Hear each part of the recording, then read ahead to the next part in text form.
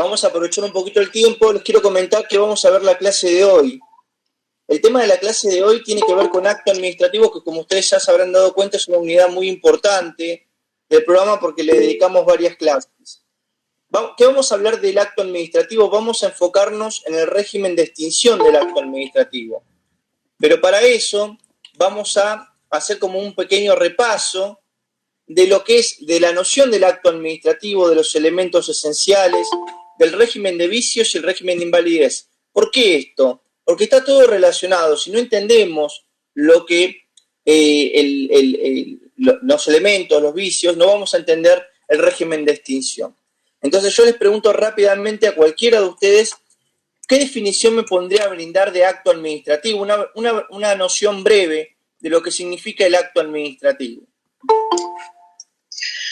Es una declaración unilateral que con efecto jurídico para personas determinadas, o sea, con aptitud legal.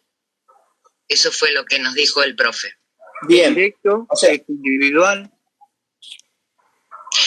Es con efecto directo, al igual que los reglamentos. A ver, ahí está bien lo que dijiste, Laura, pero tenemos que hacer como una distinción, ¿no? Porque nosotros sabemos que los reglamentos tienen efecto general porque se proyectan hacia sujetos determinados o determinables. En cambio, el acto administrativo es de alcance individual. Entonces vamos a completar la noción que brindó Laura, que está muy bien, está muy completa, con la siguiente, con 3 ideas fuerza. El acto administrativo, para comenzar, es una declaración de la voluntad de un órgano que ejerce la función administrativa. ¿Por qué marco el tema de la declaración? Porque la declaración implica que hay una exteriorización de la voluntad del órgano y esto nos permite distinguir el acto administrativo de los hechos administrativos, que son meros comportamientos materiales. Imaginen que cualquiera de nosotros va a buscar una licencia de conducir, ¿sí? Va a sacar una licencia de conducir. Para que nos den la licencia de conducir tenemos que pasar un examen de visión, a ver si tenemos o no la visibilidad suficiente. Tenemos que rendir examen, a ver si conocemos las normas de tránsito. Tenemos que estacionar nuestro vehículo en 2 o 3 maniobras según donde nos tomen el examen. Y a partir de esos juicios de conocimiento y de constatación que realiza la administración, nos dan esa licencia para conducir, que es un acto administrativo, ¿sí? Y con ese acto administrativo yo puedo salir a la calle y conducir porque estoy habilitado para hacerlo. Entonces, como primera idea fuerza, el acto administrativo es una declaración de un órgano que ejerce la función administrativa. Ya sabemos nosotros qué es la función administrativa y sabemos que esa función administrativa puede ser ejercida de manera preponderante por el Poder Ejecutivo Nacional a través de su administración pública, centralizada, descentralizada y desconcentrada, pero también por otras funciones jurídicas del Estado, como es la función legislativa y la función judicial, en todo aquello que no sea su función específica en el marco de división de poderes, y también los entes públicos no estatales cuando tienen un cometido específico el cual el Estado le ha delegado o le ha transferido. Esa función administrativa tiene un cauce formal, que es el procedimiento administrativo, y el resultado, que es precisamente la unidad que nos toca ver el día de hoy, es ese acto administrativo. Entonces, y ya sabemos que es el órgano administrativo porque lo estudiamos en organización administrativa. Entonces, como primera idea fuerza, el acto administrativo es una declaración. Primer punto. Esto nos ofrece utilidad para distinguir el acto de los hechos administrativos, que son meros comportamientos materiales. Imagínense que en lugar de tener la licencia, me subo al auto y manejo, sin licencia, ¿sí? No puedo decir que de ese comportamiento material tengo un título jurídico que me habilite a mí a conducir el vehículo. Tengo un mero comportamiento material. Por eso, cada vez que nosotros ejecutamos un acto administrativo, vamos a tener un hecho, pero no necesariamente un hecho va a implicar la existencia de un acto administrativo. La segunda idea fuerza es que ese acto administrativo, como bien nos adelantó Laura, produce efectos jurídicos, directos e inmediatos. ¿Qué significa esto? Que modifica mi situación jurídica, para bien o para mal. Imaginen ustedes que me conceden la licencia de conducir. ¿Qué significa esto?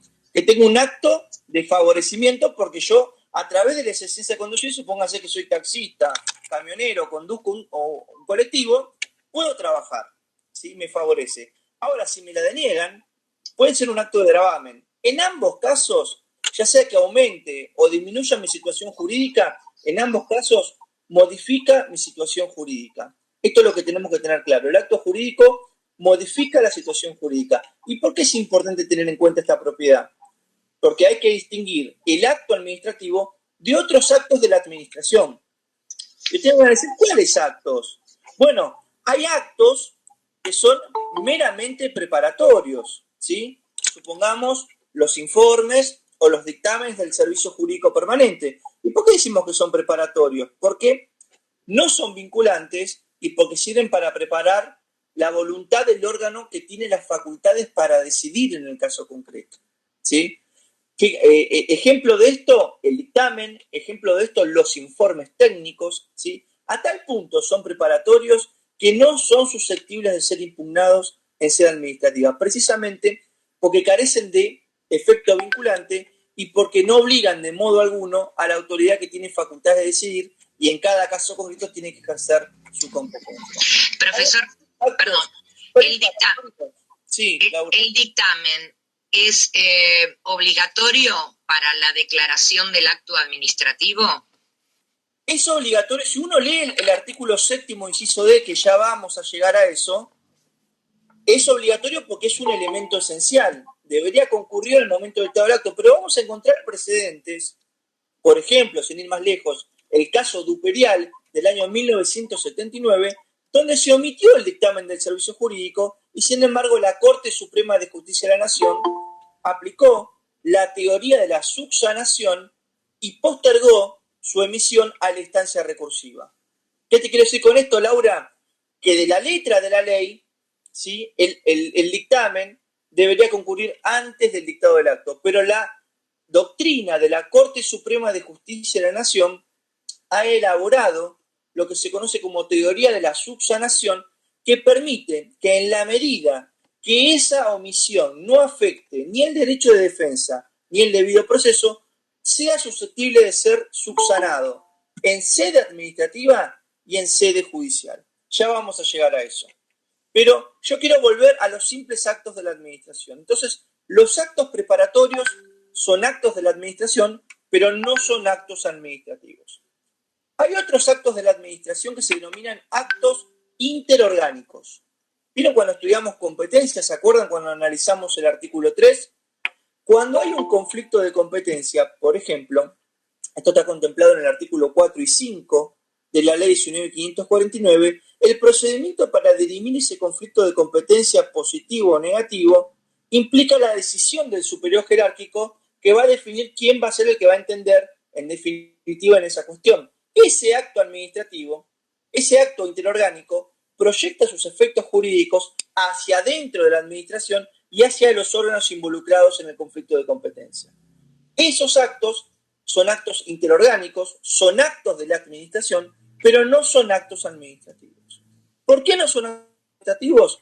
Porque no producen efectos directos ni inmediatos sobre terceros, sino que producen efectos hacia adentro de la administración y son efectos indirectos. En este caso, efectos que se proyectan sobre los órganos que están en una contienda de competencia positiva o negativa.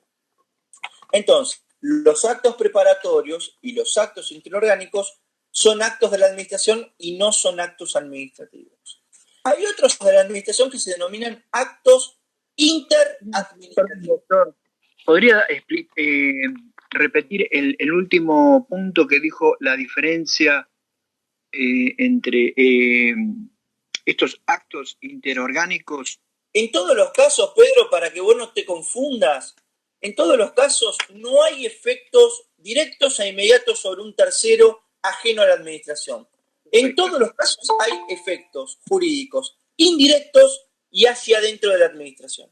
¿Sí? Correcto. Yo te estoy explicando las particularidades para que vos tengas, para si te llegan a preguntar en una mesa de examen, decime un simple acto de la administración, vos puedas explicar que el acto preparatorio, que el acto interorgánico y que el acto interadministrativo son actos preparatorios y por qué son preparatorios.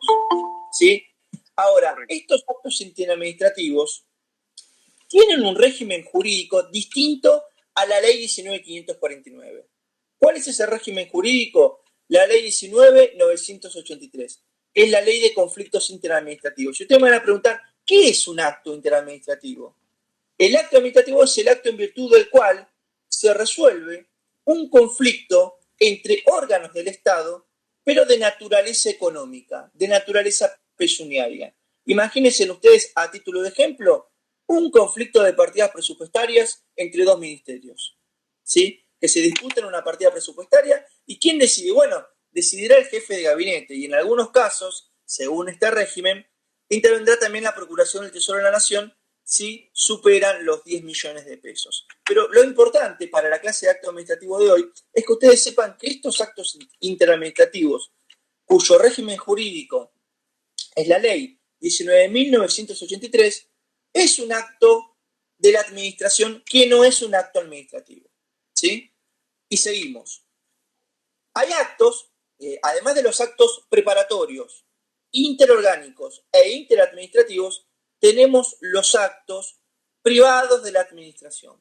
¿Qué son estos actos privados de la administración? Nosotros estudiamos en organización administrativa una especie de descentralización, que es la descentralización del Estado con fines empresariales. Cuando el Estado crea una persona jurídica privada, ¿sí? Y desarrolla una actividad con un propósito comercial o mercantil. En este caso, ¿sí? Cuando yo voy a cargar nafta con mi vehículo a YPF o hago una extracción de un banco, por ejemplo, esa extracción y ese acto no es un acto administrativo, sino que es un acto privado de la administración. ¿En dónde está el tema que sea privado? ¿Cuál es la clave acá? Bueno, la clave es que se va a regir por principios y por normas del derecho privado, a tal punto que si hubiese un conflicto, se va a dirimir en el fuero civil y comercial, ¿sí? Y no en el fuero contencioso administrativo. Entonces, los actos, repito, preparatorios, interorgánicos, interadministrativos y privados de la administración son actos de la administración, pero no son actos administrativos. ¿Por qué no lo son? Volviendo a la pregunta de Pedro, porque no producen efectos jurídicos directos e inmediatos. Esto es, no modifica la situación jurídica de su destinatario. Y el último tipo de simple actos de la administración son los actos institucionales, lo que se conoce en derecho constitucional como corpus juris acta. ¿Qué es esto? Son los actos que son privativos y exclusivos del presidente del Poder Ejecutivo Nacional. Ejemplo, estado de sitio. Ejemplo, indulto. Estos actos son actos que están regulados en la Constitución Nacional y hacen a los fines esenciales del Estado. Ya por el solo hecho de estar en la Constitución Nacional y dentro de una potestad del Poder Ejecutivo Nacional, ¿sí?, tienen un régimen jurídico distinto a la Ley Nacional de Procedimientos Administrativos. Recordemos que en el acto administrativo vamos a utilizar como material didáctico la Ley Nacional de Procedimientos Administrativos. Este va a ser nuestro régimen jurídico. De acá vamos a estudiar acto administrativo y a partir de acá le vamos a incorporar la doctrina de la Corte, si corresponde, y después la doctrina que nosotros queramos del autor que tengamos a mano, ¿sí? Pero los actos institucionales, imagínense ustedes un indulto, por ejemplo, ¿sí?, son actos que son privativos y exclusivos del presidente de la Nación y tienen una particularidad. No son susceptibles de control judicial, ¿sí? No son revisables por el Poder Judicial, precisamente porque son cuestiones políticas no justiciables, ¿sí? Entonces, los simples actos de la administración, chicos, son estas 5 especies de actos. Actos preparatorios, actos interorgánicos, actos interadministrativos, actos privados de la administración y actos institucionales. Estos no son actos administrativos, ¿por qué? Porque no producen efectos jurídicos directos e inmediatos sobre un tercero.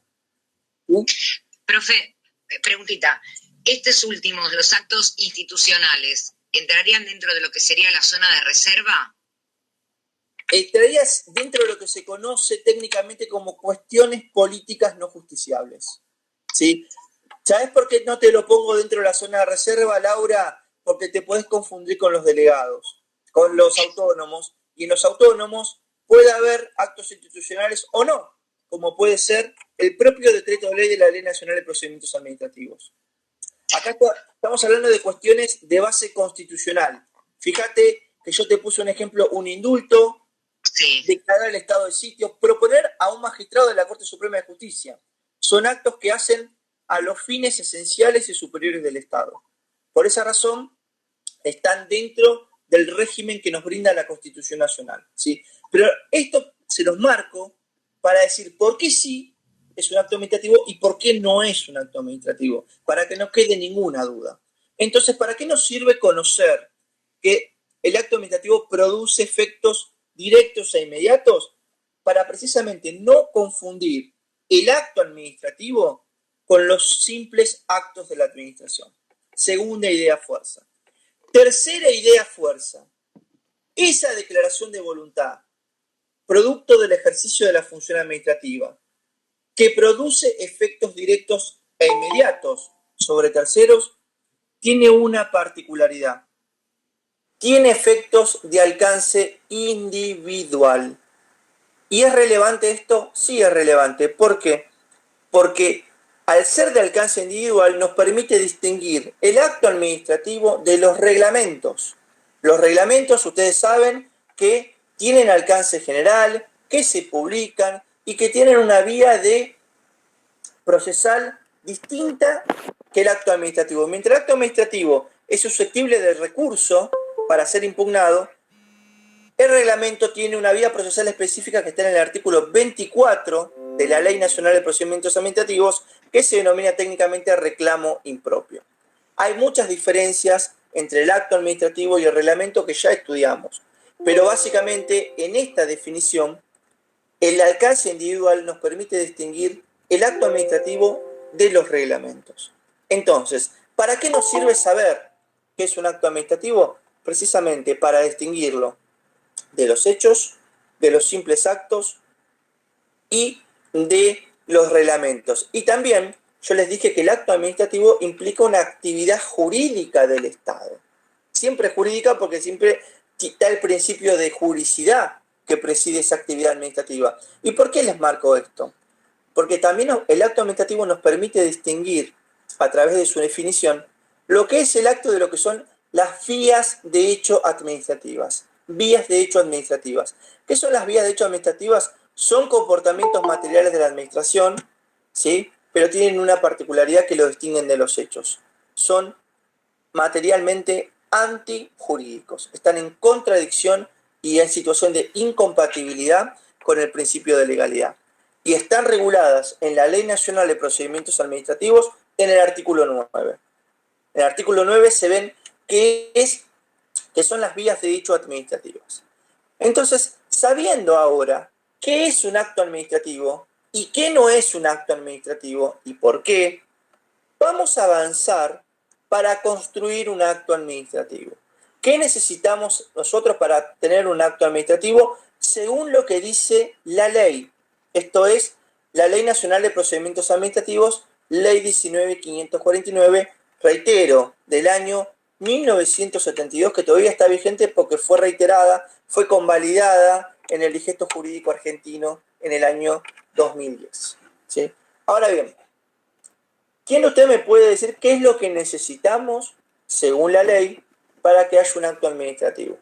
Los escucho. Los elementos esenciales y los accidentales. En realidad está en el artículo 7 de la Ley 19.549. ¿Cuáles son esos elementos, Laura? ¿Te acordás? Como acordarme no, pero los tengo anotados y el profesor dijo que son 4 los esenciales: objeto, competencia, voluntad y forma, porque el procedimiento podría estar inserto dentro de la forma, la motivación dentro de la voluntad y la forma, y la causa y la finalidad también dentro de la voluntad. Bueno, vamos a ver que esto, yo solo voy a la finalidad también, con lo que dice expresamente la ley. Porque con la ley no se pueden equivocar, ¿sí? Y la ley trasciende a la mera opinión personal o la mera opinión doctrinaria. La ley prescribe porque habilita, prohíbe mandatos de optimización. Necesito que alguno de ustedes me busque la ley 19.549 y me lea el artículo 7º, por favor. ¿Te la leo? ¿Quién la tiene a mano? Adelante, Laura. Yo. Dale. Son requisitos esenciales del acto administrativo los siguientes. Competencia, punto A, ser dictado por autoridad competente. Está bien, pero mencionámelos nomás, de la A hasta la E. ¿Cuántos elementos tenés ahí? Y tengo, bueno, la A, B, C, D, E, F y termino ahí. Según la Ley Nacional de Procedimientos Administrativos, los elementos no son 2 ni 4, son 6. Okay. ¿Sí? Primer elemento, causa. Segundo elemento, competencia. Tercer elemento, objeto.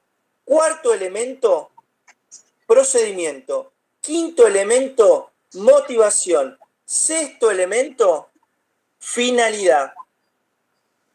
Esto es lo que dice el legislador y por eso insisto, hay que agarrar la ley, chicos. ¿Sí?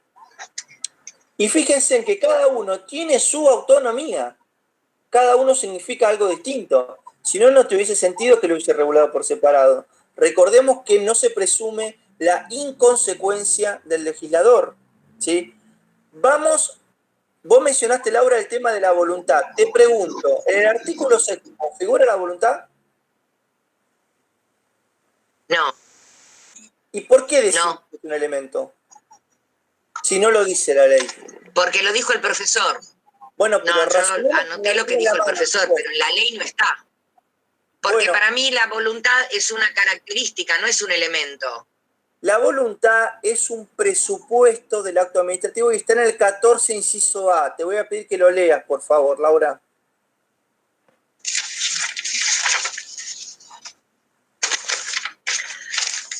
Inciso A. Dice, cuando la voluntad de la administración resultare excluida por error esencial, dolo, en cuanto se tengan como existentes hechos o antecedentes inexistentes o falsos, violencia física o moral ejercida sobre la gente o por simulación absoluta. Bien, entonces, según lo que dice la ley, no según lo que dice Leandro, ¿sí? Tenemos 6 elementos esenciales más un presupuesto que es la voluntad del funcionario público sin vicios. ¿Sin vicios de qué? De la voluntad. Y además, con eso no bastaría para que haya acto administrativo. Además, se requiere una condición de eficacia, que está en el artículo 11. Si lo puedes leer, Laura. Para que el acto administrativo de alcance particular adquiera eficacia, debe ser objeto de notificación al interesado y el de alcance general, de publicación. Ahí está. Los Fíjense ahí que en el artículo 11 que nos leyó recién amablemente Laura, separa de vuelta el reglamento de acto para no volverlos a confundir, ¿sí? Entonces, ¿qué necesito yo para que exista un acto administrativo en el diseño de la ley 19.549? 6 elementos esenciales que están en el artículo 7º, un presupuesto que está en el artículo 14A, que es la voluntad del funcionario sin vicios, y una condición de eficacia que es la notificación. Ahí tengo un acto administrativo, pero no porque lo digo yo, porque lo dice la ley, ¿sí? Entonces, vamos a empezar a ver de qué se trata cada uno y vamos a ver qué puede ocurrir para que cada elemento vaya bien o vaya mal. Arranquemos por el primer elemento, que es la competencia. Causa. La causa. La causa. Profe, ¿le puedo hacer una consulta? Sí. Entonces lo que dijo el profesor la clase pasada no lo tomamos en cuenta. Yo te diría que tomes en cuenta lo que dice la ley. Yo no voy a hablar mal de nadie. Perfecto. No, perfecto. Para guiarnos nosotros y no confundir las cosas en el examen. Yo quiero que ustedes aprendan y tengan autonomía en su conocimiento. Sí. Sepan de dónde salen las cosas. ¿Sí? Perfecto. Entonces, cualquiera de ustedes puede chequear, como lo hizo Laura recién, que lo leyó, si lo que yo estoy diciendo es correcto o no es correcto. ¿Se entiende? Y aparte, siempre tengan en cuenta que la primera fuente, esto lo estudiamos en fuentes, es la ley. Podemos desconocer lo que dice Gordillo, Casaña, Mayral, Mari, lo que ustedes quieran, pero no podemos pasar por alto lo que dice el legislador, porque eso es lo que prescribe y eso es lo que nos va a hacer ganar o perder una demanda. ¿Se entiende? Entonces, Vamos a los elementos del acto. El séptimo inciso A, Laura, entonces, ¿qué es? ¿La causa? En realidad, ¿O la competencia? Competencia. Bien. ¿Se acuerdan que estudiamos competencia en organización? Para estudiar competencia vamos a ir al artículo 3. Sabemos que la competencia primero necesita una norma legal habilitante, porque proviene de la ley, del reglamento, de la Constitución Nacional. Segundo, esa norma habilitante, ¿a qué habilita? Dota al órgano administrativo de facultades y potestades que ya estudiamos, ¿sí? Lo autoriza. La competencia es la medida de la potestad, ¿sí? Y esa competencia se caracteriza por ser objetiva, obligatoria, irrenunciable e improrrogable. Y dijimos que había 13 secciones en el artículo 3, que era la sustitución, la delegación y la vocación, que ya sabemos lo que es. Ahora bien, ¿qué puede pasar para que haya un vicio en el elemento competencia? Bueno, si hay un vicio en el elemento competencia, es porque el acto fue dictado por autoridad incompetente. El vicio de la competencia es la incompetencia. Pero ojo, acá hay que tener en cuenta la clasificación de la competencia. Y para eso, Laura, te voy a pedir que vayas al 14, inciso B, que habla de la competencia. Dice, cuando fuere emitido mediando incompetencia en razón de la materia, del territorio, del tiempo o del grado, salvo en este último supuesto, que la delegación o sustitución estuvieran permitidas. Bien, entonces, si fue dictado por un órgano incompetente y la delegación no estuviese admitida, ¿sí? Significa que puede haber incompetencia en razón de la materia, del grado, del lugar, de la persona. El acto, ¿qué le pasa a ese acto administrativo? Es un vicio grave. Va a aportar un vicio grave. ¿Por qué va a ser un vicio grave? Porque impide la existencia del acto. Y la consecuencia de ese vicio grave es que ese acto va a ser nulo de nulidad absoluta. Acá no hay mucho secreto. La ley habla de dos tipos de nulidades. Nulidades absolutas y actos anulables. ¿Cuándo hay nulidad absoluta? Cuando el vicio es grave. ¿Y cuándo hay un vicio grave? Cuando están en el 14, inciso A, o en el 14, inciso B. No hay que buscar mucho. Están ahí los vicios. Pero hay un vicio por cada elemento, lo que confirma lo que yo le estoy diciendo. Cada elemento tiene su autonomía. Laura leyó la primera parte del artículo y habla de incompetencia en razón de la materia, incompetencia en razón del grado, incompetencia en razón del territorio e incompetencia en razón de la persona. Cuando hay esta incompetencia en estos tipos de competencia, hay un vicio grave y el acto es nulo de nulidad absoluta. ¿Sí? Ahora, ¿qué ocurriría si la competencia admite la delegación? ¿Sí? En ese caso, No sería nulo. el vicio sería leve y el acto sería anulable. Únicamente en este caso. Y esto lo tienen que anotar con asteriscos. ¿Lo puedo repetir, profe? ¿Cuándo va a haber un vicio leve, chicos? Cuando haya un vicio en la competencia en razón del grado. ¿Y por qué? Porque es el único que está en la ley. El único. Todos los demás son vicios graves. Y esto le va a simplificar mucho el estudio. Porque ya sabemos que si hay un vicio grave, el acto es nulo de nulidad absoluta. Si hay un vicio leve, el acto es anulable. ¿Sí? ¿Y qué significa anulable? Susceptible de saneamiento. Doctor, que haya un vicio en el grado, digamos, es que lo tenía que dictar la cabeza del determinado órgano, claro, y lo dictó uno que era efectivamente, Hernán, tenía que haber dictado el superior jerárquico. Y precisamente por esa razón, es el superior jerárquico quien por ratificación o confirmación le va a dar validez. ¿Se entiende? Sí, perfecto. Siempre y cuando la delegación esté admitida. Si no está admitida, no va a poder ser. Por eso le digo, porque a veces preguntan, bueno, dígame el vicio en la competencia. Bueno, acá hay que distinguir. Si es un vicio en razón de grado y la delegación está admitida, es un vicio leve. El acto es anulable y es susceptible de saneamiento. En todos los demás casos, el vicio es grave y el acto es nulo de nulidad absoluta. Esta es la consecuencia que marca el artículo 14 de la Ley Nacional de Procedimientos Administrativos. Como pueden apreciar, el artículo 7º está interrelacionado con el artículo 14. Por lo tanto, estos dos artículos lo tenemos que saber. ¿Sí? Vamos al segundo elemento, que es la causa. ¿Qué es la causa? La causa son los antecedentes de hecho y los antecedentes de derecho. Cuando hablo de los hechos, estoy hablando de cosas que ocurren, de eventos que ocurren en la realidad. Chicos, los hechos ocurren o no ocurren. No hay puntos medios. Es binario. ¿Qué puede afectar a la causa como antecedente de hecho? Bueno, que los hechos sean inexistentes o falsos. Es lo que dice la ley. Inexistencia o falsedad. ¿Sí? Si el hecho no existe o es falso, hay un vicio en la causa como antecedente de hecho. ¿Y la consecuencia cuál va a ser? Bueno, va a ser un vicio grave y el acto va a ser nulo de nulidad absoluta. Vieron que todo se va repitiendo. Lo que va cambiando es el elemento. ¿Qué pasa si hay un vicio en la causa como antecedente de derecho? Ahí la ley habla de derecho aplicable, pero nosotros vamos a aplicar el principio de legalidad, que no es solamente la ley en sentido formal, sino que es la ley más los principios más los valores jurídicos. Es una ley, no es un principio de legalidad en sentido estricto, sino que es un principio de juridicidad. ¿Sí? Esta es la posición que tiene actualmente la Corte y la doctrina de la Procuración del Tesoro de la Nación.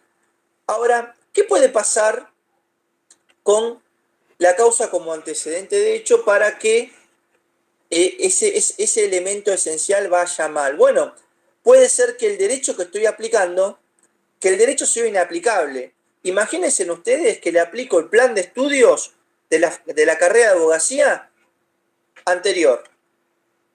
¿Sí? Ustedes quizás están en el mismo plan, pero por ejemplo en la Universidad de Buenos Aires conviven 3 planes de estudio y tienen materias distintas. ¿Sí? Cualquiera de ustedes me va a decir, bueno, pero a ver, a mí no me rige esto porque yo entré con el otro plan. Pero yo le digo, no es que el derecho perdió vigencia, sino que es inaplicable a ese caso en particular, por una cuestión de temporalidad. Puede pasar también que digan, che, miren chicos, le voy a aplicar un plan de estudios que no existe más, que quedó definitivamente derogado en la facultad, que ha perdido vigencia. Entonces, en ese caso, también hay un vicio en el elemento juridicidad, ¿sí? Y la tercera hipótesis de la violación del derecho aplicable es cuando yo aplico el supuesto de hecho abstracto en la norma a un supuesto distinto. Supóngase que el reglamento de asistencia de alumnos de la facultad dice que el que llega 15 minutos tarde tiene ausente, ¿sí? Y resulta que yo tengo una persona, un alumno que llega 5 minutos tarde y le aplico esa disposición. ¿Esa disposición está vigente? Sí, está vigente. ¿El alumno llegó tarde? Sí, llegó tarde. Pero no es lo que está previsto en la norma, es otro supuesto. Entonces, ¿qué puede pasar con la causa como antecedente de derecho? Que el derecho sea inaplicable, haya perdido vigencia o el supuesto de hecho no sea el previsto por la norma. En las 3 hipótesis pasa exactamente lo mismo. Va a haber un vicio grave y el acto va a ser nulo de nulidad absoluta, porque así lo dice el artículo 14, inciso B, de la Ley Nacional de Procedimientos Administrativos. Bien, competencia causa. Vayamos al objeto. ¿Qué dice con relación al objeto el artículo 7º, inciso C? Bueno, dice que el objeto, conceptualmente, es lo que el acto administrativo certifica o decide, ¿sí? Es puntualmente, como yo les daba en el caso de la licencia, es si me dan la licencia o no me dan la licencia, ¿sí? Para pasarlo en un término más sencillos. ¿Qué ocurre con esto? Bueno, ahí menciona 3 propiedades que tiene que tener el objeto. El objeto tiene que ser lícito, conforme a la ley, posible, materialmente, y tiene que ser suficiente, en tanto y en cuanto tiene que agotar todas las cuestiones propuestas, por el administrado o no. ¿Sí? Ahora, ¿qué le puede pasar al objeto para que vaya mal? Y bueno, que el objeto sea ilícito, por ejemplo, yo celebro un acto administrativo con objeto prohibido, ¿sí? Que el objeto sea imposible materialmente. Chicos, le tomo examen un sábado en el techo de la facultad, ¿sí? Esta persona está loca, le tomo el examen en la luna, ¿sí? Es materialmente imposible que lo haga. O que sea insuficiente. Supónganse en que el acto administrativo consiste en darle una beca de estudios en el extranjero y se olvidaron de autorizar los pasajes. Por más que me den los gastos de estadía y los gastos de estudio, si no puedo viajar no llego. Por lo tanto, ese acto sería insuficiente. ¿Qué le pasa al objeto cuando es ilícito, imposible materialmente o insuficiente? Le pasa lo mismo que a todos los elementos. El acto porta un vicio grave y la entidad del vicio lo convierte en un acto nulo, de nulidad absoluta e insanable. ¿Sí? Cuarto elemento. Como podrán ver, cada elemento tiene algo distinto, por lo tanto no lo podemos meter uno encima del otro cuando el legislador lo distinguió, se tomó el trabajo de distinguirlo. Si no podemos hacer distinciones donde la ley no las hace. ¿Sí? Ahora, ¿cuál es el cuarto elemento? El procedimiento. El debido procedimiento. Perdón, doctor. Sí. Perdón, doctor. Con respecto al objeto ilícito, quedó claro que es un vicio grave con nulidad absoluta, pero en cuanto al hecho imposible, el hecho imposible me parece que también entraría en lo mismo, el objeto imposible. Es que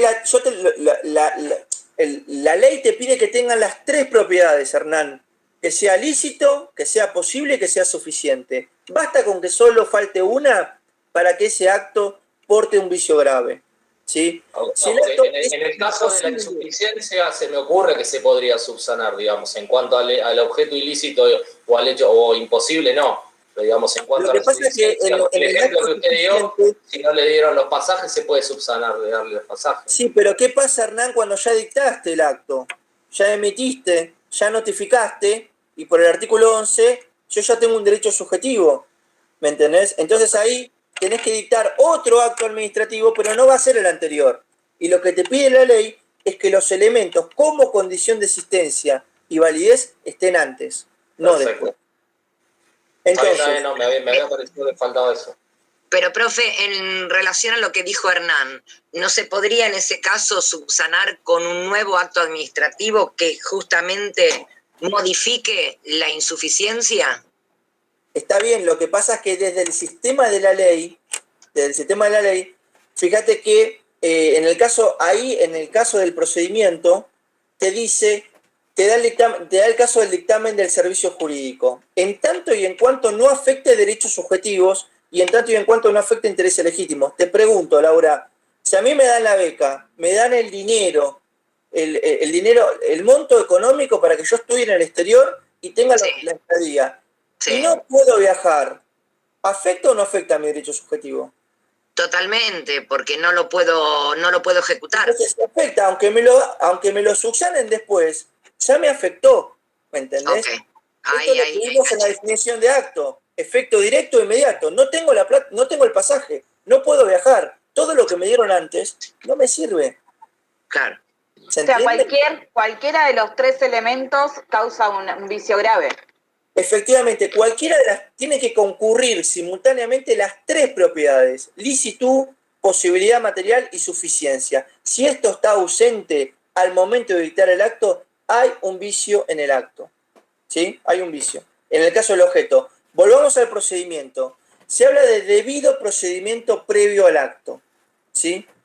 Por ejemplo, si yo tengo que celebrar un contrato administrativo, tengo un procedimiento de selección de contratista estatal. Si tengo que aumentar la tarifa de los servicios públicos, la Corte dijo que son obligatorias las audiencias públicas. Si aplica una sanción disciplinaria, es obligatorio el sumario administrativo. A cada acto administrativo tiene un cauce formal. Tiene un caso formal que puede ser el procedimiento general o los procedimientos especiales.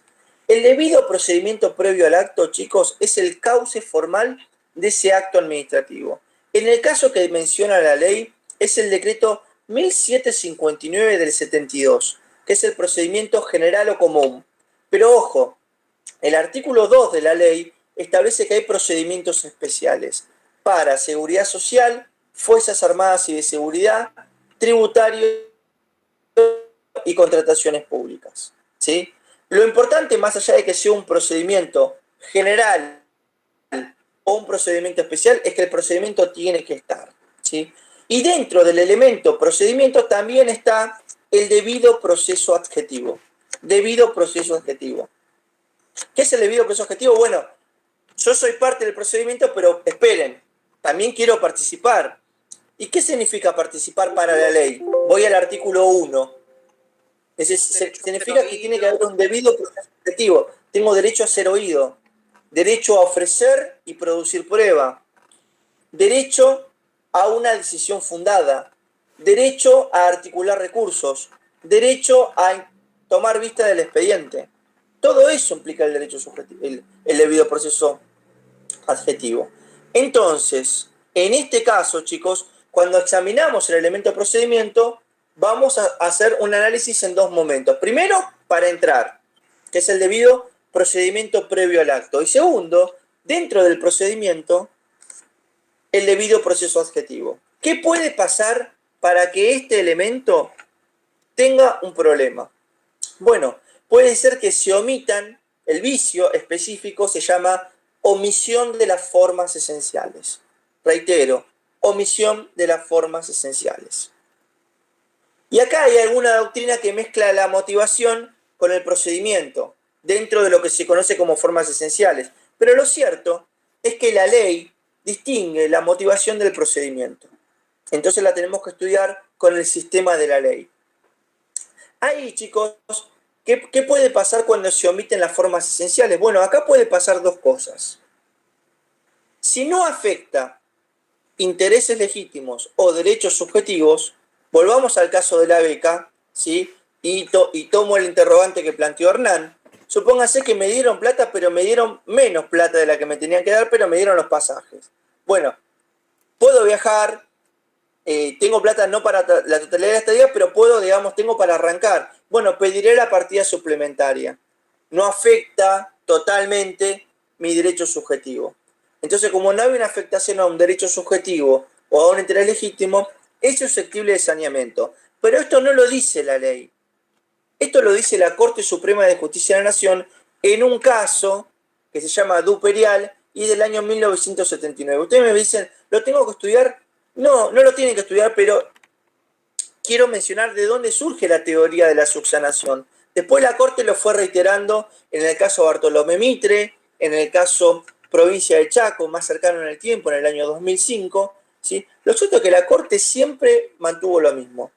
La posición es la siguiente. Si no hay una afectación al derecho de defensa, es susceptible de que esa omisión sea saneada en un momento posterior. Por ejemplo, se sometió el dictamen, se sanea en el recurso. Y si se sometió en el recurso, se sanea en sede judicial.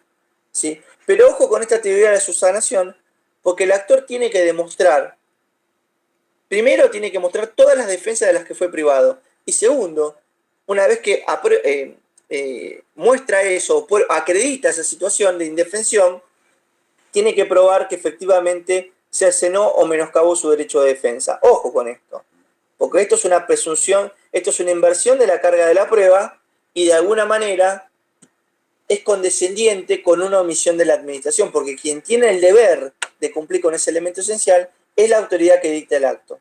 Por eso insisto que los 6 elementos tienen que estar al momento de dictarse el acto. ¿Qué pasa cuando hay una omisión en las formas esenciales? Bueno, hay un vicio grave, ¿sí? Y el acto es nulo de nulidad absoluta. Pasemos al siguiente elemento, que es la motivación, que vamos a ver que es otra cosa. La motivación, según la ley, es la exteriorización de las causas que justifican el dictado del acto. Entre ellos, dice la ley, la causa. Ya podemos apreciar dos cosas. Primero, que hay una relación directa, inmediata, entre la causa y la motivación. Si hay un vicio en la causa, va a haber un vicio en la motivación. ¿Sí? Y acá es donde yo insisto en que son elementos autónomos, pero que están interrelacionados. ¿Qué significa la motivación, chicos? Significa brindar razones suficientes que justifiquen el dictado del acto. ¿Sí? Y ustedes van a decir, bueno, pero ¿cómo tiene que ser la motivación para que no haya ningún vicio? Bueno, la motivación tiene que ser suficiente y oportuna. Suficiente y oportuna. ¿Por qué digo suficiente? Porque a veces la motivación de un acto administrativo es de carácter aparente. ¿Por qué? porque se utilizan lo que se conoce como conceptos jurídicos indeterminados. Por ejemplo, dice, traslado al personal de seguridad Pepe por razones de servicio. Esta es la oferta más conveniente. Fulanito violó el deber de decoro. Fulanito es idóneo. La pregunta es, ¿qué son razones de servicio? ¿Qué es la idoneidad? ¿Qué es oferta más conveniente? En todos los casos tiene que haber lo que se conoce como juicio de concreción. Yo tengo que explicitar las razones, porque la motivación se anuda al principio de publicidad de actos de gobierno, de transparencia y de rendición de cuentas del funcionario público. El ciudadano que va a ser afectado por ese acto administrativo tiene que saber cuáles son las razones que justificaron el acto. ¿Y cuáles son esas razones según la ley? Ni más ni menos que los 6 elementos esenciales. ¿Cuál fue el órgano competente? ¿Cuál fue la causa? ¿Cuáles fueron los hechos y el derecho aplicable? ¿Cuál es el objeto de ese acto? ¿Cuál es el procedimiento que se siguió? ¿Cómo se respetó el derecho a defensa? ¿Qué finalidad persigue el acto? Los 6 elementos son las razones sustantivas de ese acto administrativo. Si falta una razón, ese acto es insuficiente en su moción. Y en esto no hay subsanación, ¿sí? Porque muchas veces lo que ocurre, sobre todo en situaciones de amparo por mora o donde la administración dice después lo que quiso decir al principio, ¿sí?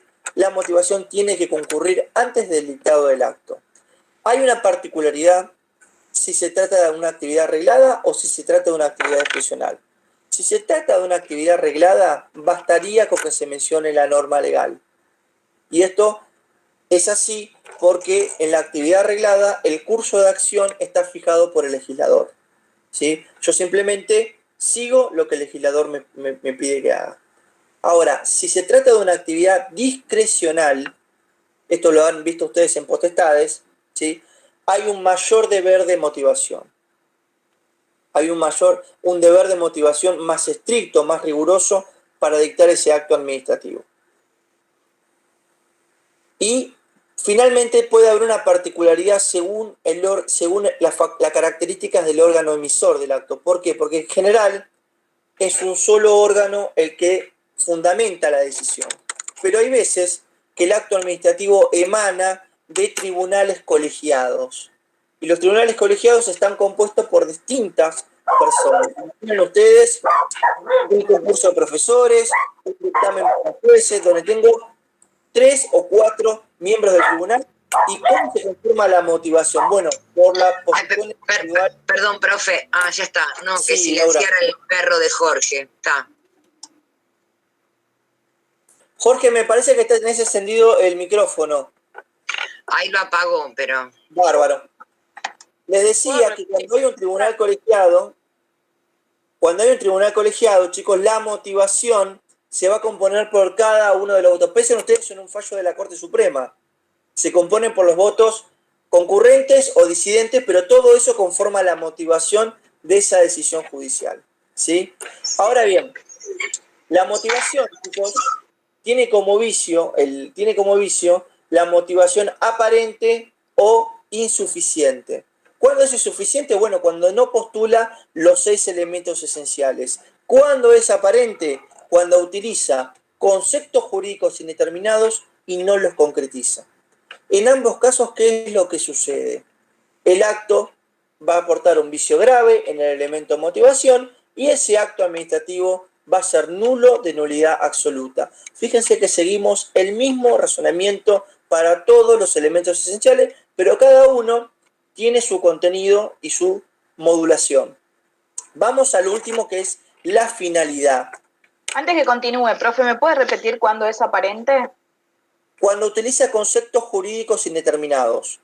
Te doy el caso de razones de servicio, que es el cliché, que son para que vos te puedas representar, Vanina, son conceptos que son vagos, ambiguos e imprecisos.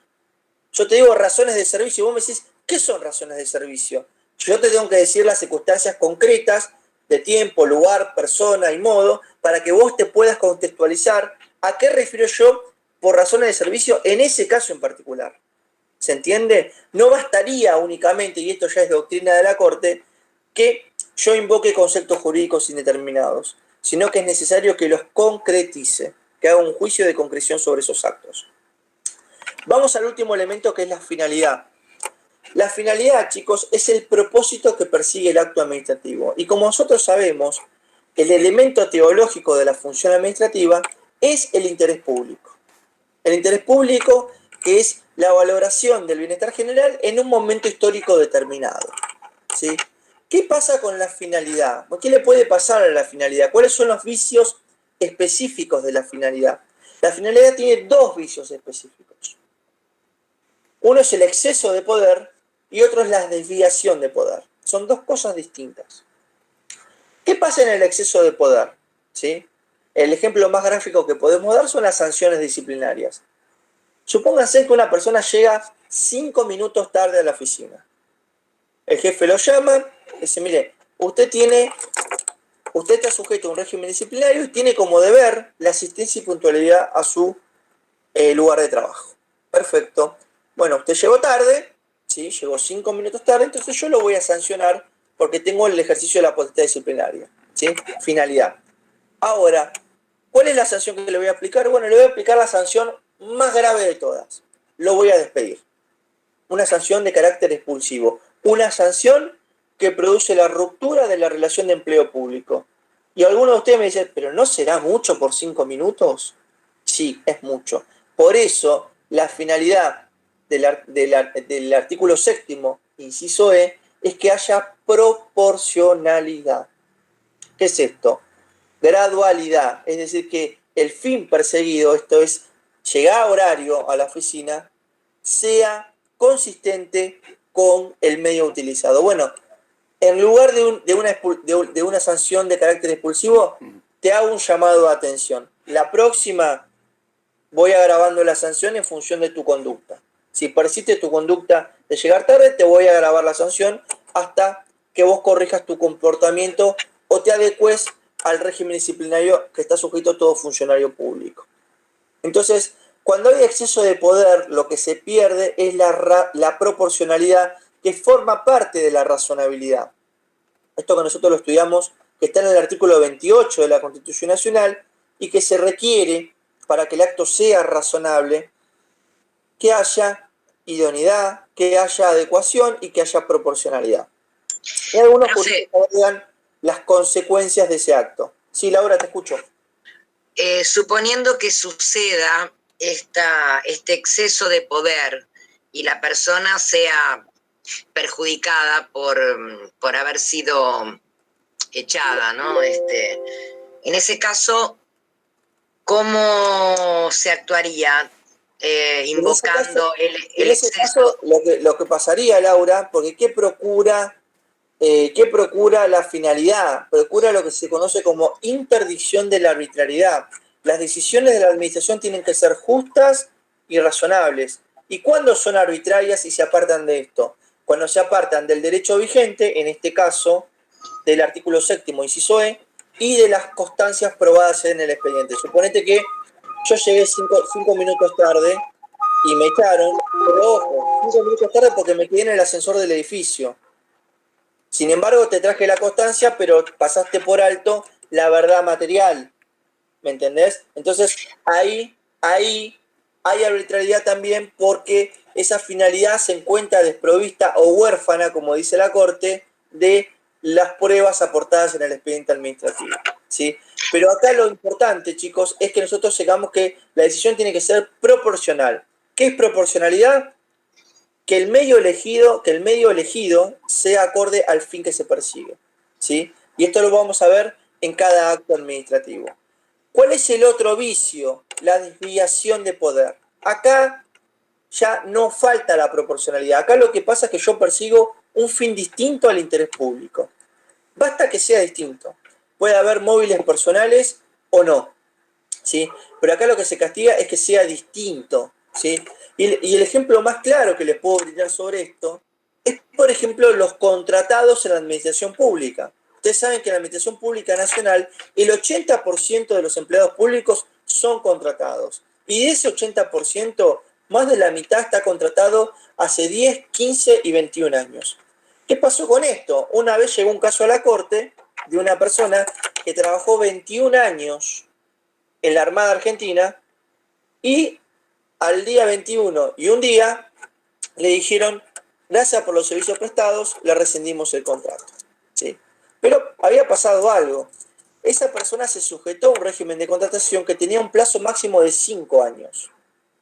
Y esta persona trabajó 21, es decir, que se pasó 16 años de lo que decía el régimen legal vigente. ¿Qué dijo la Corte? Señores, acá hay desviación de poder.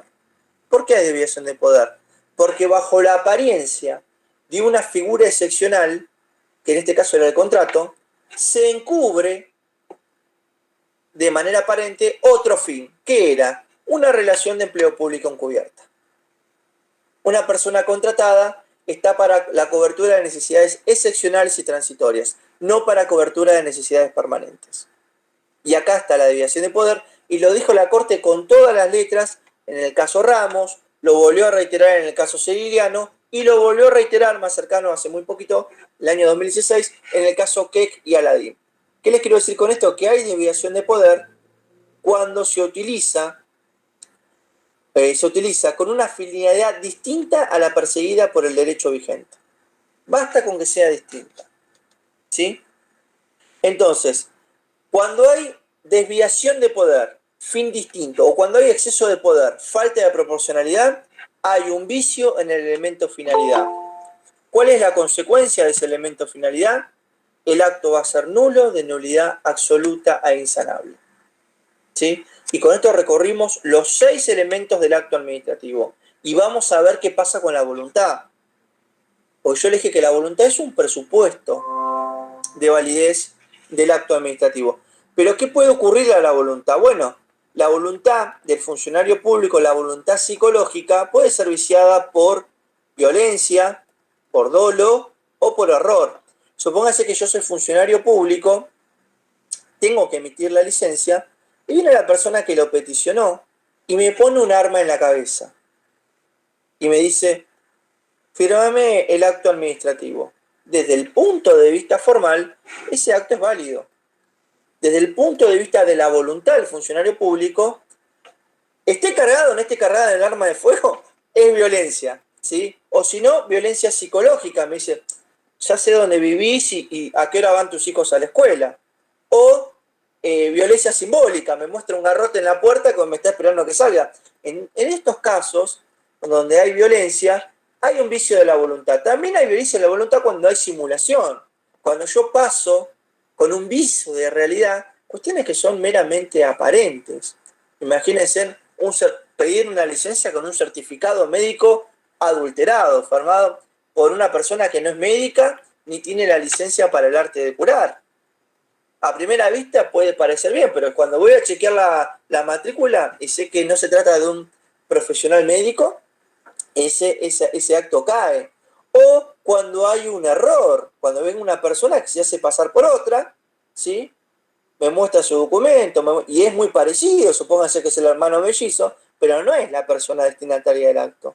Acá hay un error. Ojo que el error al que yo estoy refiriendo es el error de hecho, no el error de derecho. Ustedes saben que el error de derecho no se presume en el ordenamiento jurídico, se asume que todos nosotros conocemos el derecho y se asume que a través de ese conocimiento del derecho nosotros sujetamos nuestras conductas a lo que permite el ordenamiento jurídico.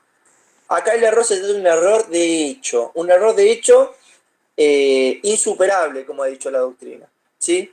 Entonces cuando hay error, cuando hay dolo, cuando yo tengo el conocimiento y tengo la intención de causar un vicio en la voluntad, que cuando hay error, dolo, violencia o simulación, el artículo 14, inciso A, nos dice que hay un vicio en la voluntad. Fíjense que el 14 trata de manera diferente a los vicios de la voluntad de los vicios de los elementos esenciales.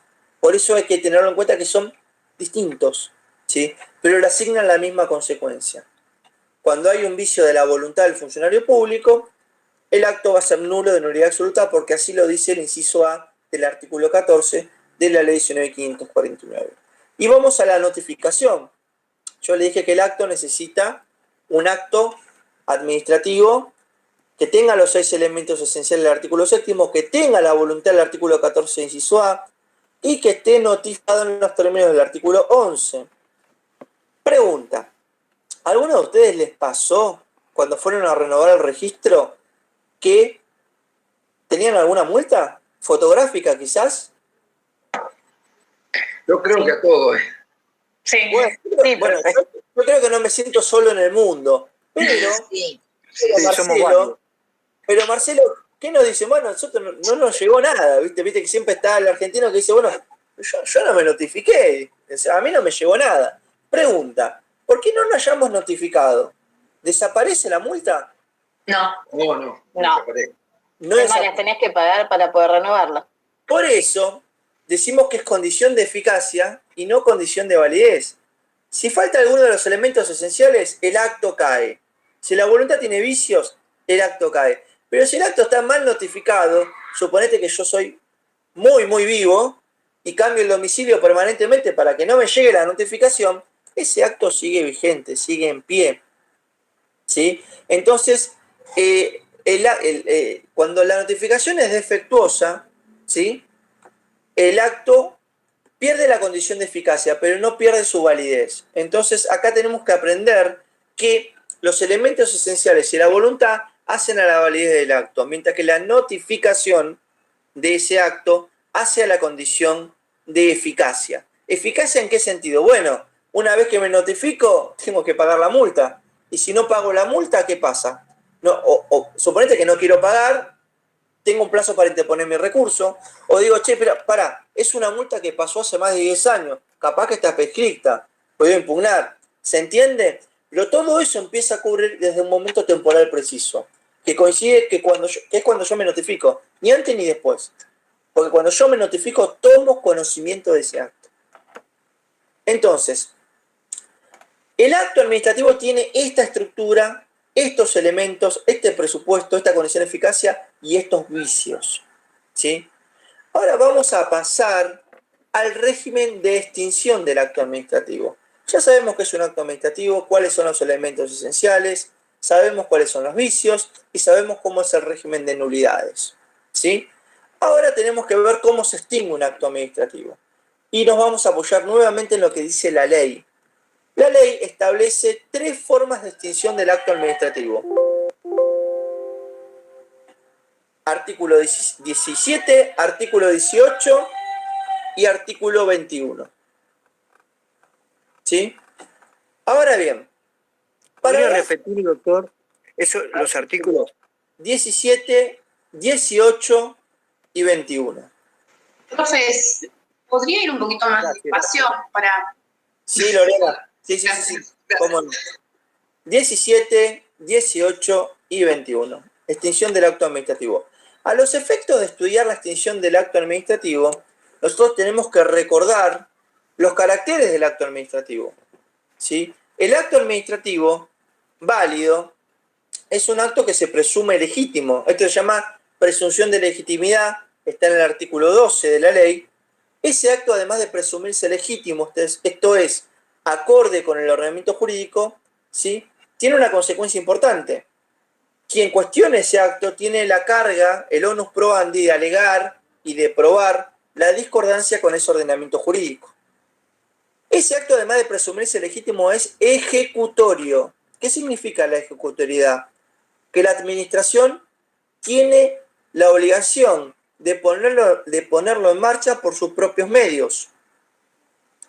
Y además, en algunos casos, va a requerir el auxilio de la fuerza pública. ¿Cuándo?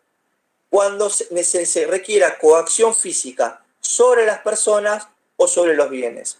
Esto se llama ejecutividad.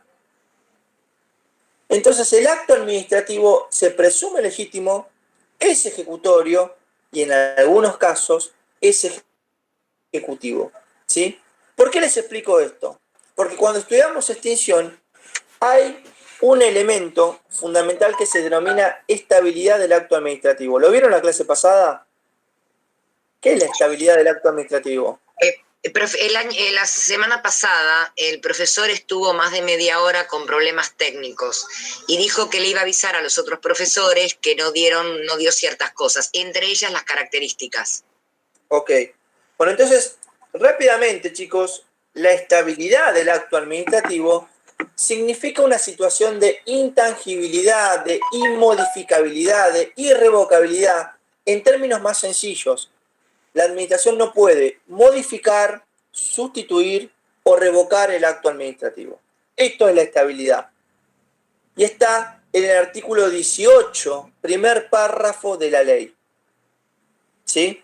Cuando yo tengo un acto que es estable, significa que el acto no puede ser modificado, ¿sí? Es decir, cambiarle algo, sustituido, es decir, reemplazado o revocado, ¿sí? El fundamento de la estabilidad está en el artículo 17 de la Constitución Nacional. Es un tema de seguridad jurídica y de un derecho ingresado al patrimonio de la persona.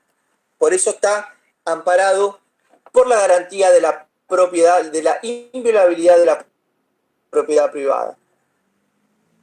Ahora bien, puede haber estabilidad en actos regulares y puede haber estabilidad en actos irregulares. Y antes que se asusten, vamos a ver cuáles son los actos regulares y cuáles son los actos irregulares, ¿sí?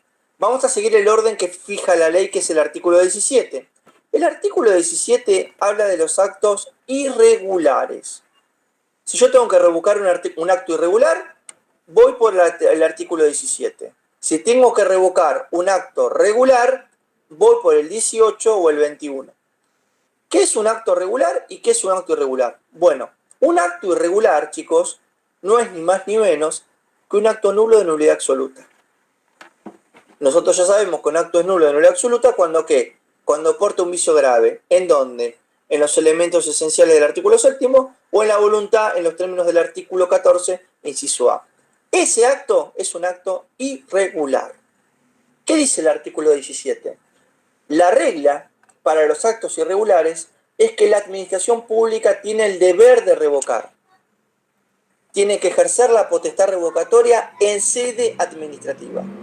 ¿Por qué? Porque tiene que restablecer la juridicidad que está vulnerada. Ahora, ¿qué puede pasar con el acto irregular? Puede ser que excepcionalmente tenga estabilidad.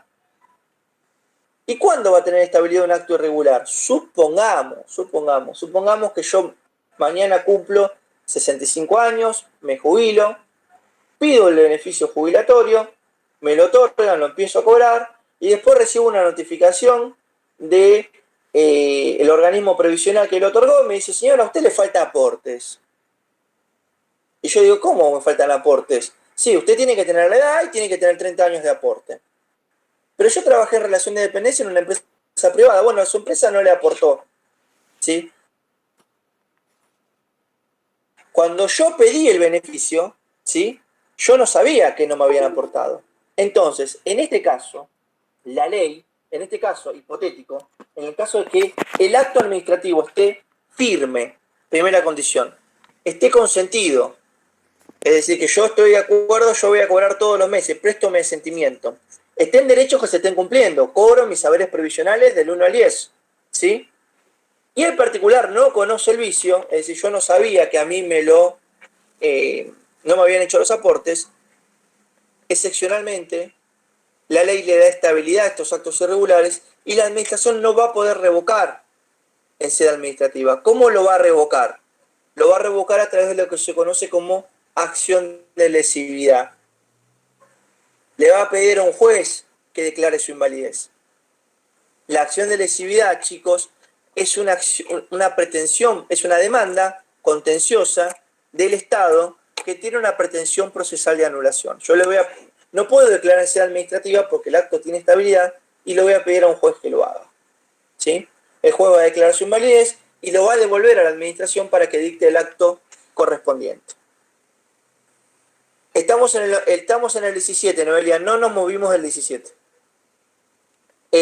Bueno, en estos casos entonces, en los casos de los actos irregulares, la regla es la revocación en sede administrativa, la excepción a la regla es que ese acto irregular sea estable y va a ser estable cuando se cumplan estas 4 condiciones. firme, consentido, con derechos que se están cumpliendo y que el particular no conozca el vicio. ¿Y por qué marco esto? Porque si yo sabía, supónganse que yo cuando pedí el beneficio, yo sabía que estuve 10 años en Estados Unidos y no trabajé. Entonces, pero como no había control, no cruzaron los datos en la administración, esto se detectó tarde. En ese caso, yo no puedo invocar que no sabía que viajé y que no trabajé. Hay conocimiento del vicio. En este caso, la administración va a tener que ir al juez a pedirle que lo declare inválido. No, la administración revoca en sede administrativa. Por eso, se tienen que dar las 4 condiciones. Reitero, que el acto esté firme. Para que ustedes tengan idea, el acto está firme cuando no es susceptible de impugnación alguna, cuando ya pasaron los plazos para interponer los recursos. El acto está consentido, es decir, que el particular prestó su asentimiento. El particular, hay derechos que se están cumpliendo, derechos que se incorporaron a nuestro patrimonio transitoriamente, y además el particular no conoce el vicio. En este caso, vamos por acción de lesividad, ¿sí? Cuando tengo un acto irregular, que es el acto nulo en la absoluta, vamos por el 17. Ahora bien, cuando tengo un acto regular, que es otra cosa, el acto regular, ¿cuál es? Es el acto perfectamente válido, es decir, el acto con sus 6 elementos sin vicios, con la voluntad del funcionario público sin vicios y perfectamente notificado, y el acto que tiene un vicio leve, que nosotros ya sabemos que únicamente es ese acto que porta un vicio en el elemento de competencia en razón del grado, que va a ser susceptible de saneamiento cuando es ratificado o confirmado por el superior en tanto y en cuanto la ley admite su delegación. El acto anulable y el acto perfectamente válido son actos regulares. ¿Y cómo voy a revocar un acto regular? Bueno, voy por el 18 o el 21 de la ley. ¿El 18 qué me dice? Bueno, el 18 establece 4 formas de revocación del acto regular. La primera es cuando el acto fue dictado a título precario. Supónganse que me dan un permiso de ocupación del espacio público para vender panchos en la plaza, porque tienen una situación de indigencia.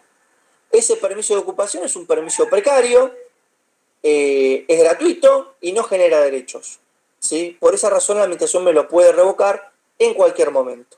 Y no me generaría ningún agravio, porque reitero, es a título gratuito y no genera derechos que estén amparados por la Constitución Nacional. La segunda hipótesis es cuando revoco un acto regular que favorece a un tercero. Volvamos al caso del despedido, porque llegó 5 minutos tarde. Supónganse que en una instancia de revisión dicen, che, pero esto es una barbaridad, que esta persona la hayan echado por llegar 5 minutos tarde. Y deciden dictar un acto administrativo que deje sin efecto la sanción disciplinaria. ¿Qué voy a decir yo? ¿Que estoy agraviado por volver a trabajar y que me paguen? No, no hay agravio en este momento. Entonces, es un acto que claramente favorece al administrado. Por esa razón, también puede ser revocado en la medida como segunda hipótesis. Tercera hipótesis, que el particular conozca el vicio. ¿Sí? Y ustedes me van a decir, bueno, pero esto usted lo dijo para el 17. ¿Sí? Y el 17 no habla del conocimiento del vicio. ¿Por qué? Porque lo menciona el 18 para los actos regulares, no para los irregulares. ¿Pero qué pasó? La Corte Suprema de Justicia de la Nación, en el caso Almagro, de 1989, ¿sí?, dijo que la excepción del 18 se va a trasladar al artículo 17. Fue el único caso en que lo dijo, y lo dijo con este fundamento. Si yo no traslado la excepción del conocimiento del vicio del 18 al 17, va a tener más estabilidad un acto irregular que un acto regular. Este es el razonamiento que hace la Corte y es el razonamiento que está vigente. Lo cierto es que la condición del conocimiento del vicio está en el 18 y vía pretoriana, por eso les menciono el caso para que a quien que quiera buscarlo lo sepa, lo trasladó al artículo 17 para que el acto irregular no tenga más estabilidad que el regular. Ahora bien, volviendo al acto regular, si el particular conoce el vicio, la administración también va a poder revocar ese acto administrativo, precisamente porque el conocimiento del vicio implica dolo o connivencia del administrado en defraudar a la administración. ¿Qué particularidades tienen estas 3 hipótesis que le mencioné yo recién? conocimiento del vicio, título gratuito, no título precario y que el acto favorezca a particular. En estos casos, la administración revoca, pero no indemniza. Reitero, revoca, pero no indemniza. ¿Cuándo va a indemnizar la administración? En el cuarto supuesto. Cuando revoca por oportunidad, mérito y competencia. ¿Qué es la oportunidad, mérito y conveniencia? Es el cambio de valoración del interés público en un momento determinado. Supongan ustedes que a mí me dan un permiso para poner una estación de servicio. ¿Sí? Un acto perfectamente válido. Yo empiezo a trabajar y a los 10 años pasa una autopista por mi negocio. ¿Sí? Y yo voy a decir, bueno, yo tengo el permiso, no van a construir la autopista. Pero ¿qué pasó? Cambió el interés público. ¿Por qué? Porque no sería aconsejable que por una arteria de tránsito donde circulan muchos vehículos al día, haya una estación de servicio con líquido que puede ser combustible. En estos casos, la administración va a revocar, ¿sí? Pero va a tener que indemnizar. Esa es la diferencia con las tres hipótesis anteriores. El artículo 18, último párrafo, habla de que va a tener que indemnizar los daños y perjuicios. No dice cuál es el alcance de la reparación. Para completar este razonamiento, vamos a ir al artículo 5 de la ley 26.994, que es la ley de responsabilidad del Estado. La ley de responsabilidad del Estado fija como extensión del resarcimiento para los supuestos de actividad lícita del Estado. ¿Puede repetir la ley, doctor, después? 26.994. 944, perdón, Pedro.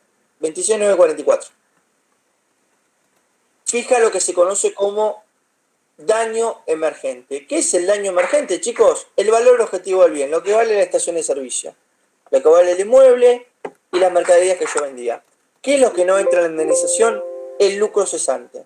¿Qué es el lucro cesante? Lo que hubiese valido mi propiedad o lo que yo hubiese vendido de acá hasta que termine mi vida útil de negocio. Hoy, la reparación es una reparación de derecho público y una reparación acotada. ¿Por qué es una reparación acotada? Porque el principio que prevalece es el principio de justicia distributiva. ¿Cuál es la justicia distributiva? Bueno, la autopista va a beneficiar a todos los miembros de la comunidad y va a trascender mi interés particular en lucrar a través de un negocio jurídico. En definitiva, en algún momento yo también voy a usar esa autopista y también me voy a beneficiar. ¿Sí? Entonces, para revocar el acto regular, tenemos 4 supuestos en el artículo 18. Revocación de un acto dictado a título precario, revocación de un acto regular que favorece a un tercero, revocación de un acto regular donde el particular conoce el vicio. En estos 3 no hay indemnización y el cuarto supuesto es la revocación por oportunidad, mérito y conveniencia. Acá sí hay indemnización y va a ser la que fija el artículo 5 de la ley 26.944. ¿Sí? Ahora bien, recordemos también... Sí, Florencia, te escucho. No, que me aguante un cachito que no termine de escribir. Espere. Bueno, toma un vasito de agua.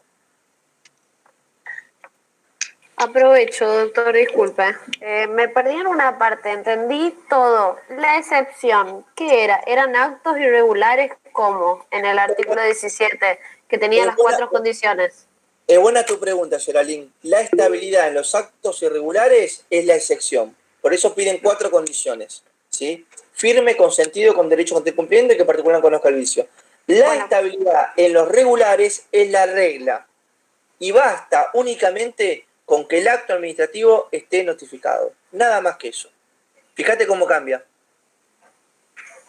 Por eso, cuando se habla de la estabilidad, tenemos que prestar atención y no confundirnos.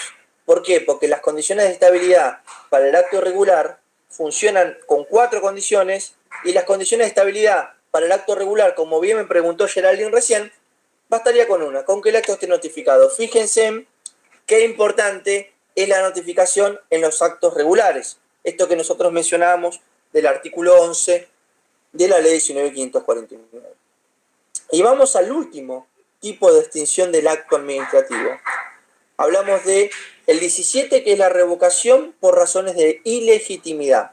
Acá tenemos un vicio originario en los elementos esenciales o en la voluntad.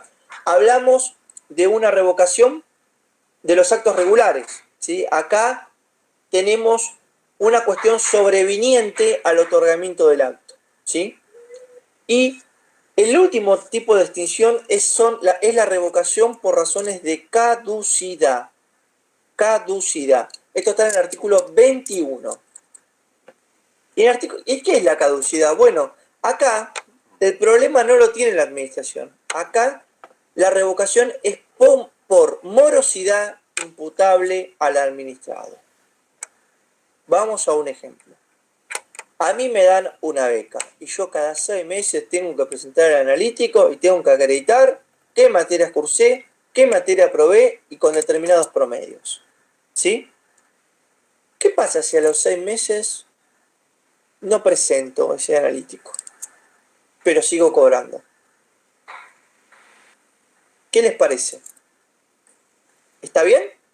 No, estaría en falta. Estoy en falta y además acá entran a jugar los elementos condicionales. Era una condición que yo lo haga y dentro del plazo. Condición y plazo. Ahora bien, para estos casos, el artículo 21 dice, bueno, en primer lugar, vas a tener que notificar por medio fehaciente al administrado. Hay que constituirlo en mora. Te estoy avisando que no estás cumpliendo. Y por eso te notifico a través de medio fehaciente. Primer paso. Segundo paso. Estás notificado, te voy a otorgar un plazo razonable para cumplir. Te doy dando la oportunidad de que cambies tu conducta. ¿Sí? Ahí no dice en el artículo 21 qué se entiende por plazo razonable. Algunos dicen 30, otros dicen 60 y otros dicen 15. Lo cierto es que el legislador nada dijo al respecto y tendremos que analizarlo en cada caso en particular, en cada acto en particular. Pero lo cierto es que le vamos a dar un espacio, una ventana de oportunidad en el tiempo al administrado moroso para que cumpla. Segunda condición. Tercera condición.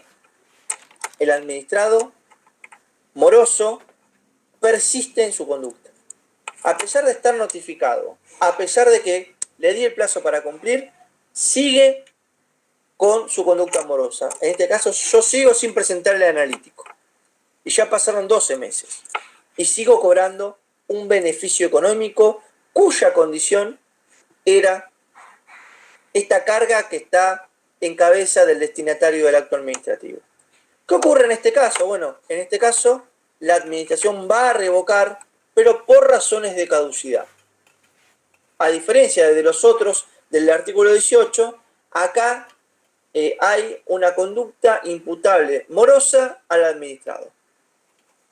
No puedo revocarlo de una. Tengo que notificarlo, tengo que darle un plazo y además tengo que, una vez transcurrido estas dos instancias, el administrador debe persistir en su conducta.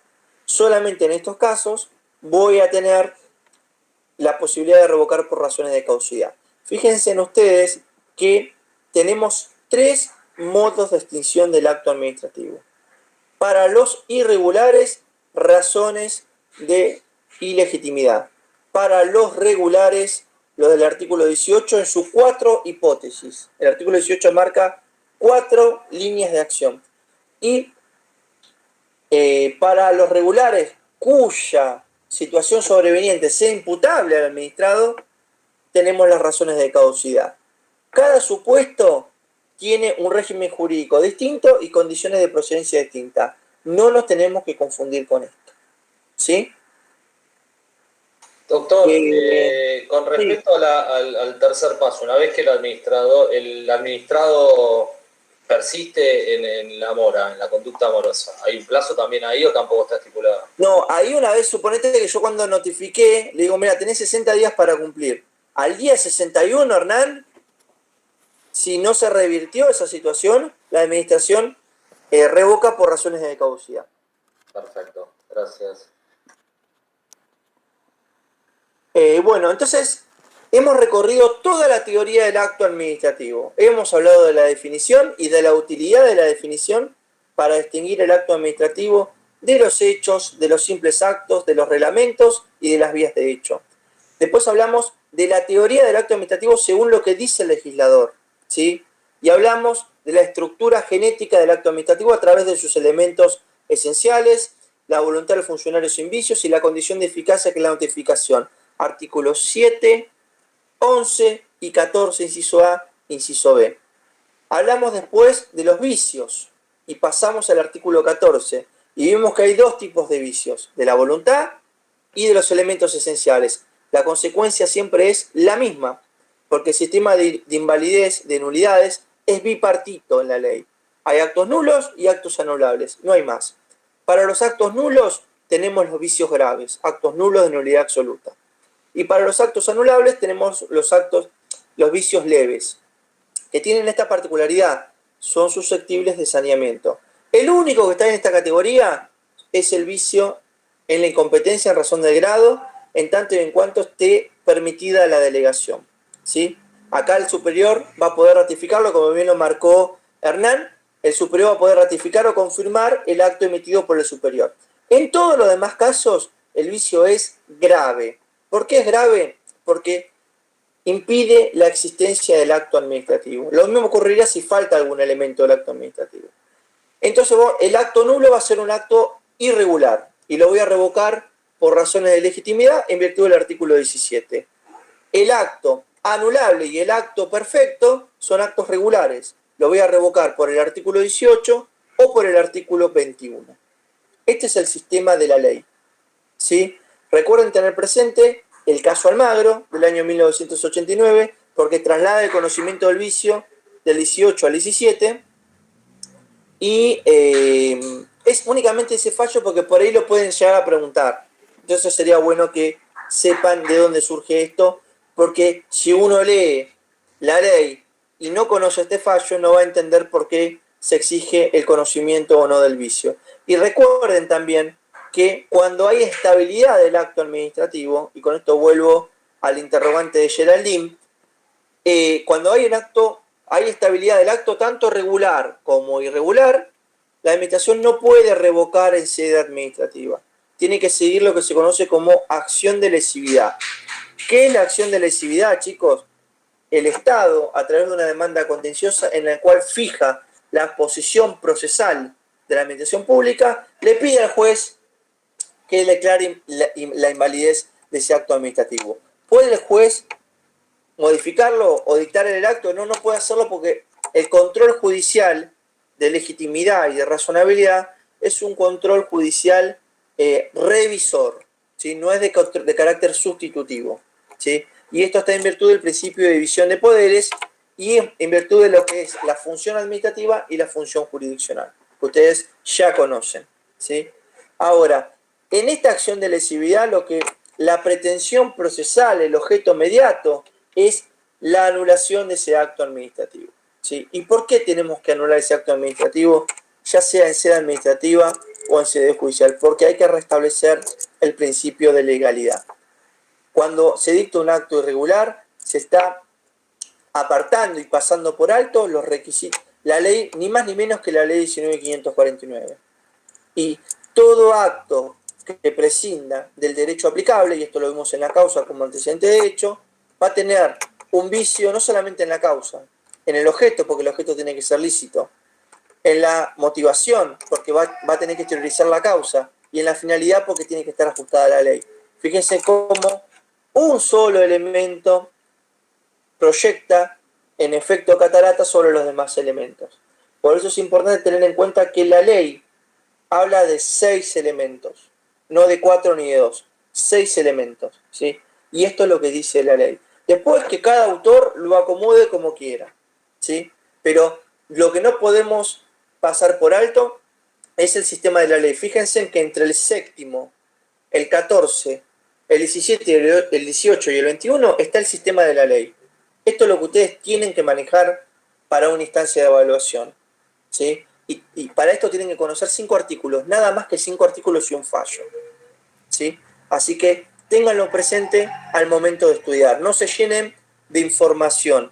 Traten de estudiarlo razonando para que ustedes puedan ir y volver de esta teoría. Ir de la extinción a la nulidad, de la nulidad al vicio, del vicio a los elementos y de los elementos al acto. Y viceversa. ¿Sí?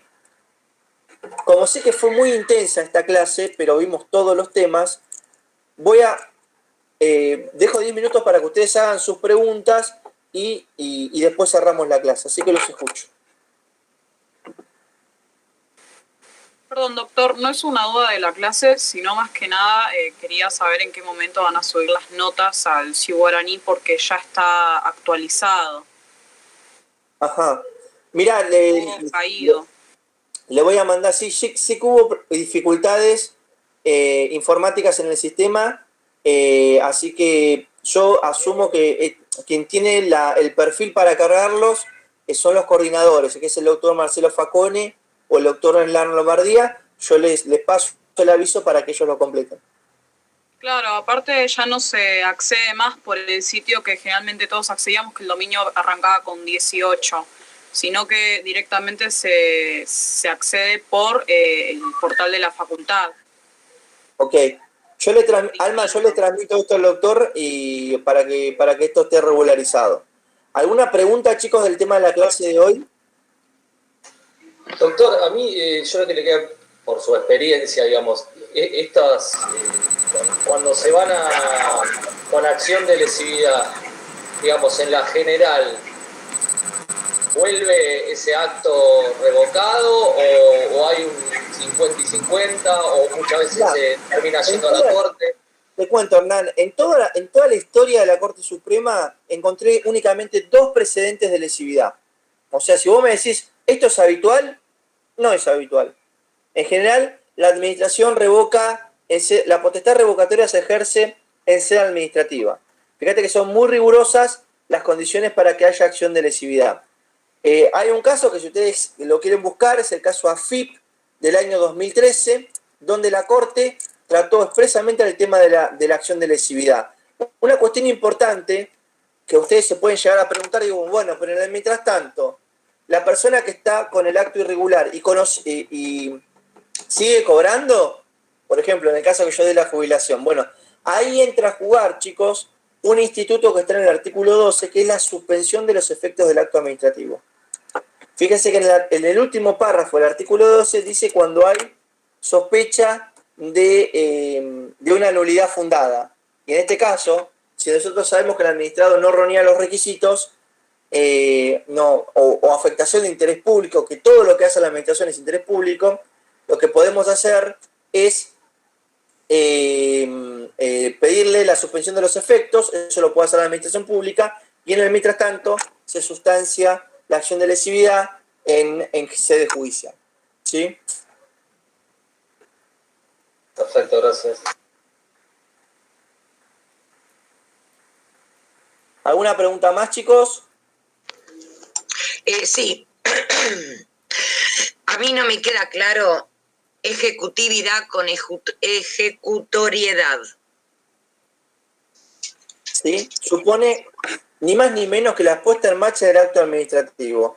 Suponete que vos tenés un negocio y yo tengo un acto administrativo de clausura. La ejecutoriedad sería que yo te bajo la persiana. Soy de la FIP y te bajo la persiana. Pero ahora suponete que vos te encadenás en la puerta, ¿sí?, de la persiana, y yo te tengo que sacar para poder bajar la persiana y poner la faja clausurado en rojo. Yo tendría que ejercer violencia. Tendrá que recurrir al auxilio de la fuerza pública para correrte, ¿sí? Esto es coacción sobre las personas, o suponete que me pones tu camioneta para que yo no ponga la faja de seguridad sobre los bienes. En estos casos, Laura, se requiere ejecutividad, que es coacción física sobre las personas o sobre los Ahí está. Y para ese caso se requiere el auxilio de un juez, porque es el juez el que entiende los derechos de la persona, de la libertad y los derechos de la persona. Esto es excepcional, Laura.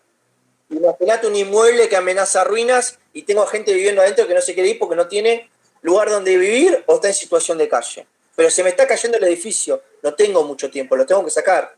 ¿Se entiende? Entonces ahí requiero el auxilio de la fuerza pública. Está bien. Ahora sí. Gracias.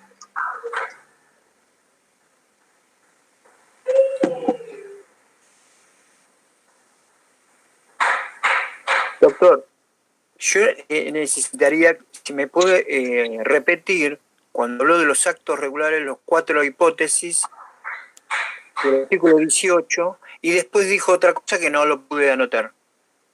Ahí en el artículo 18, Pedro, dije varias cosas, pero fundamentalmente que la regla es la estabilidad, lo que implica que la administración no puede modificar, sustituir o revocar el acto.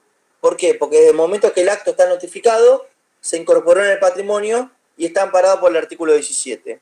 Ahora, Sí. el segundo, tercer y cuarto párrafo trata las hipótesis de revocación, ¿sí? La revocación son 4. Cuando vos podés revocar un acto regular, cuando es otorgado a título precario, cuando favorece al particular, el caso que yo di de la acción disciplinaria, de la sanción disciplinaria, cuando el particular conocía el vicio, ¿sí? El caso de la persona que viajó y sin embargo pidió ese beneficio, y por razones de oportunidad, mérito y conveniencia, que es el caso del acto donde cambió el interés público, el caso de la estación de servicio, ¿sí? En estos 4 hipótesis, en las primeras 3, Jorge, la administración no indemniza. En la última hipótesis, cuando revoca por oportunidad, mérito y conveniencia, ahí va a indemnizar. Y en ese caso, el alcance de la indemnización vamos a buscarlo en otra ley, que es la Ley de Responsabilidad del Estado, la Ley 26.944, que en el artículo 5 establece como alcance, para los supuestos de actividad lícita o legítima, el daño emergente. Entonces, el valor objetivo del bien. ¿Qué queda fuera? El lucro cesante, las ventajas económicas esperadas. ¿Estamos, Jorge? Sí. 26.944. Bueno, sí. Bueno, lógicamente que esto con la velocidad que se dio hay que ir cada uno de los puntos y volver y volver. Lo importante es que nosotros conceptualmente podamos visualizar, organizarnos intelectualmente en las parcelas de la teoría del acto administrativo. La noción, los elementos, los vicios, invalidez y extinción. Estos son los 5 momentos del acto administrativo, ¿sí? Si nosotros podemos hacer esto y lo sumamos, le sumamos la ley y le sumamos la jurisprudencia de corte, puntualmente el caso Almagro, lo vuelvo a reiterar, de 1989, ya estamos. Son 5 artículos, Jorge, no tenés que confundirte mucho, ¿sí? Pero tenés que saber cómo funcionan. Por eso me tomé el trabajo de empezar de cero, ¿sí? Para que ustedes tengan una visión completa. Este caso es de 1989. Exacto. Bueno, gracias. No, por favor. Bueno, chicos, son -10 casi. Así que si ustedes están de acuerdo, a ver, con lo dije en competencia. Esperen que Noelia me hizo una pregunta. Se mezcla con el 19 porque dice que es el mismo órgano. No, a ver, Noelia, no te confundas. Noelia, ¿estás ahí? Ahí está. Noelia, acordate lo que estudiamos en delegación. ¿Te acordás cuando estudiamos organización administrativa? Que dijimos que porque la competencia es obligatoria y es irrenunciable, el superior siempre conserva la facultad de ratificar o confirmar las acciones del inferior, ¿sí? A esta delegación, para entender el elemento de incompetencia a razón de grado, tenemos que ir al artículo 3, si no, no lo vamos a entender. El artículo 3, el 7, inciso A, y el 14, inciso B, forman parte de una unidad. Lo tenemos que armonizar, lo tenemos que sistematizar. ¿Sí? Bueno, chicos, los voy a liberar si están de acuerdo. El que se quiera quedar, no hay problema. No, está bien. Profesor, quiero hacer un reclamo. Bueno, yo me voy, profe, me autolibero. Chau. Bueno, chicos, nos vemos la próxima, ¿sí? Nos vemos la próxima clase, ¿sí? Gracias por acompañarme. Cuídense. Gracias, profesor. Gracias. No, buenas noches. Chao, profe, nos vemos. Gracias, doctor. Muchas gracias, chao, buenas noches. Chao, buenas noches, muchas gracias. Hasta luego, buen día, gracias. Chao, gracias, buenas noches. Buen día, gracias.